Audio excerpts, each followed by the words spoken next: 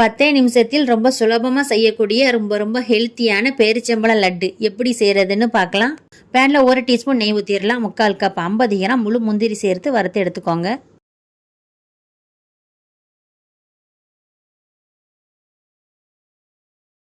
அதே பேனில் 11 இருந்து 12 100 கிராம் பேரிச்சம்பழத்தோட விதைகளை எடுத்துட்டு சேர்த்துடலாம். 2 நிமிஷம் வறுத்துக்கோங்க.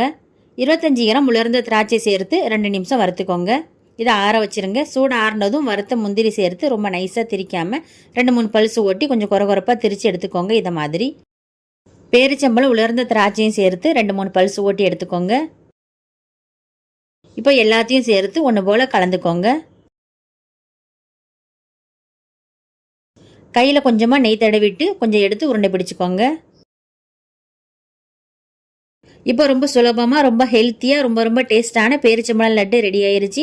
நீங்களும் இதை மாதிரி செஞ்சு பாருங்கள். நன்றி.